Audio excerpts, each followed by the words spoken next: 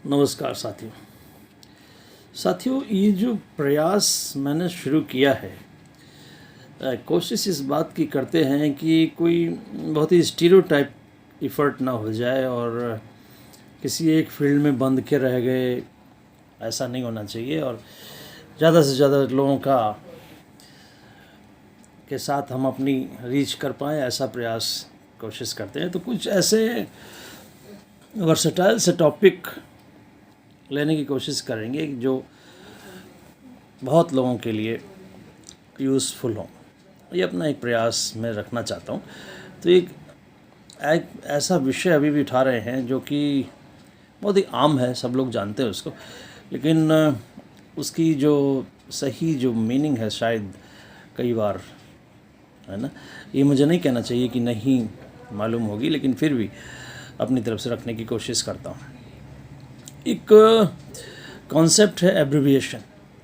Abbreviation हम सभी लोग इस्तेमाल करते हैं, है ना। एब्रिविएशन एक्चुअली क्या है कि ये कोई लंबे नाम के लिए छोटा सा रूप है और उसके जो एक्चुअली जो फर्स्ट लेटर्स होते हैं उनको मिला के हम लोग एब्रिविएशन यूज़ करते हैं।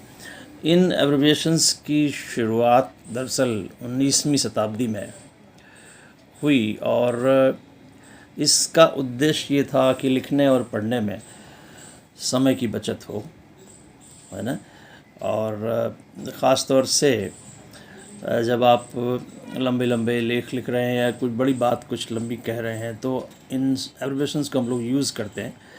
पहली बार ज़रूर उसका पूरा नाम लेते हैं, लेकिन बाद में एब्रिविएशंस का यूज़ करने लगते हैं। तो इस तरह की बात थी।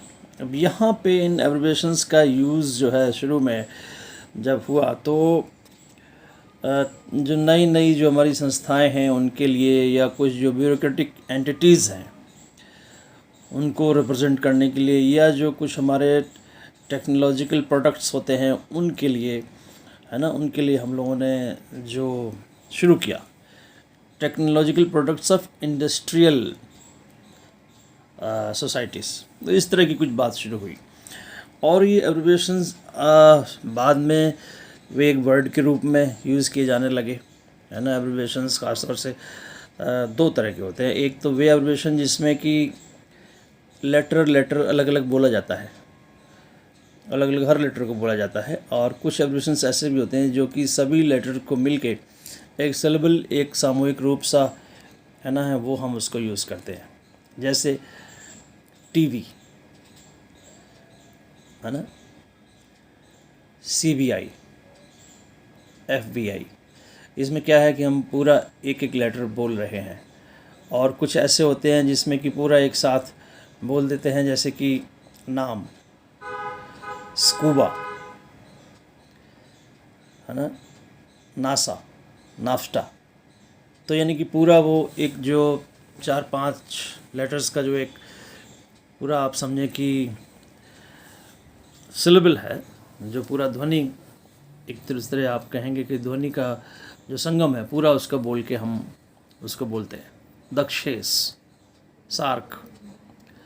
तो ये इस तरह से आप समझें कि एब्रिविएशंस की शुरुआत हुई थी। तो हमने इसको खूब इस्तेमाल किया हुआ है, सब लोग इसके बारे में जानते हैं। और सभी छोटी मोटी बातों के लिए एब्रिविएशंस का यूज़ नहीं होता है। इसके लिए कुछ खास बड़ी संस्थाएं, WHO, है ना, या इस तरह की बड़ी जो कार्य हैं उनके लिए हम लोग शॉर्ट फॉर्म की तरह इस्तेमाल करते थे ताकि हमारे लिखने और पढ़ने में समय की बचत हो। ऐसा नहीं कि मेरा नाम सुदीप कुमार दुबे है तो उसका एब्रिविएशन SKD हो गया ऐसा नहीं, बिल्कुल ऐसा नहीं है। और भी तमाम छोटी छोटी बातों में हम लोग हर बात शॉर्ट फॉर्म निकाल देते हैं, वैसा नहीं है, बल्कि उसका एक ख़ास पर्पस था। थैंक यू, धन्यवाद। मुझे लगता है कुछ ऐसी सूचनाएं भी आपके सामने रखनी चाहिए जो बिल्कुल ही अपने आप को मैं स्टीरियोटाइप ना कह दूं। दरअसल हमको कुछ लोगों ने ऐसे सुझाव दिया कि आप केवल दृष्टिबाधित विद्यार्थियों की शिक्षा पर अपने आप को केंद्रित कर रहे हैं क्या। उसमें कोई बुराई नहीं है, उस फील्ड का मैं एक्सपर्ट हूँ, लेकिन बाकी अन्य विषयों को भी समय समय पर उठाने का प्रयास करूँगा। आप लोगों के सुझाव बहुत ही बहुमूल्य होंगे, कृपया करके आप हमको सुझाव देते रहिए और उसी के अकॉर्डिंग हम अपने कार्यक्रम को आगे बढ़ाते रहेंगे। धन्यवाद। आपके सुझाव, आपके प्रश्नों का मुझे इंतज़ार है। नमस्कार।